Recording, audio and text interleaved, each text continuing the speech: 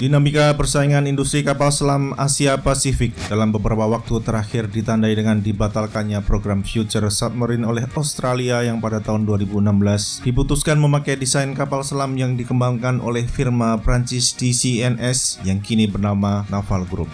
Karena pertimbangan politik dan teknologi, Canberra memutuskan mengadopsi kapal selam nuklir dengan bantuan dari Washington DC. Pembatalan kontrak kapal selam buatan Prancis oleh Australia telah menegangkan hubungan antara Paris dan Canberra dan Paris dengan Washington DC. Isu akuisisi kapal selam memang selalu merupakan perkawinan antara kepentingan politik, industri dan perniagaan antar negara-negara terkait.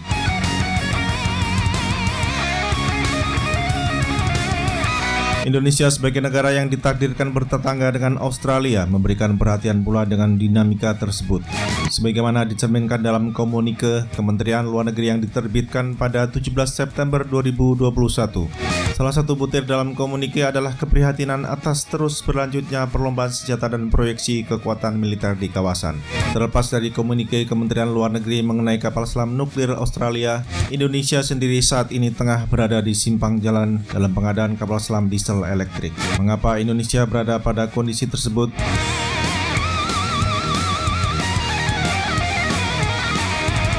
Menteri Keuangan Sri Mulyani pada 26 April 2021 telah menandatangani surat penetapan sumber pembiayaan PSP untuk Kementerian Pertahanan senilai 5,8 miliar US dollar yang mencakup 31 kegiatan pengadaan.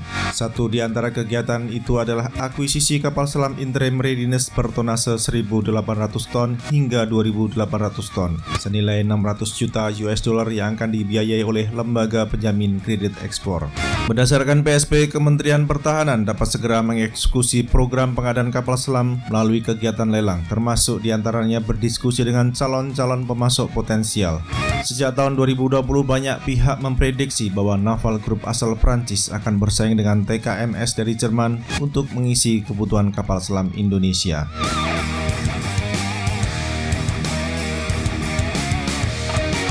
Akan tetapi hingga kini rencana pengadaan kapal selam yang telah disetujui dalam PSP belum jelas nasibnya. Naval Group sejak awal telah gencar menawarkan Scorpène sebagai solusi yang tepat bagi Indonesia, dan firma yang memproduksi kapal selam nuklir bagi Marine Nationale ini telah melakukan berbagai diskusi intensif dengan Kementerian Pertahanan maupun BUMN Industri Pertahanan.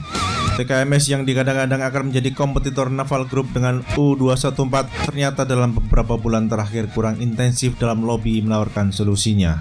Sementara itu, menurut beberapa sumber, Fincantieri telah menawarkan solusi pula pada Indonesia. Namun masih belum jelas solusi apa yang ditawarkan. Apakah kapal selam itu sudah diproduksi massal ataukah kapal selam yang masih sebatas konsep di atas kertas?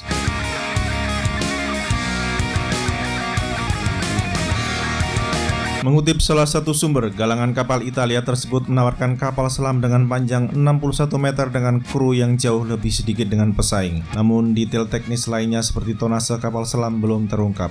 Apabila mengacu pada informasi yang masih sumir ini, dapat dibangun dugaan awal bahwa terdapat kemungkinan kapal selam yang ditawarkan adalah kapal selam baru yang belum pernah diproduksi sebelumnya.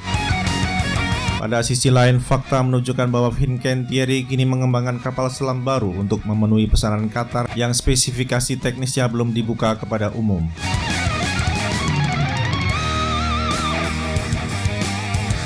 Sampai setidaknya pertengahan 2021, Kementerian Pertahanan telah merencanakan pembelian 4 unit kapal selam kelas Scorpène dari Prancis.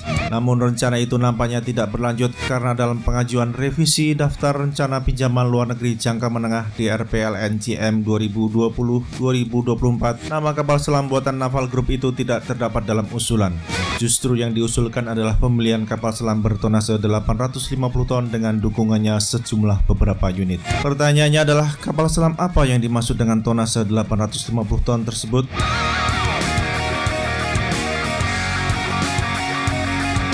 Apakah kapal selam bertonase 850 ton terkait dengan proposal Fincantieri? Apakah terdapat hubungan langsung atau tidak langsung antara kapal selam yang tengah dibangun Fincantieri untuk Qatar dengan kapal selam 850 ton yang dilirik oleh Indonesia?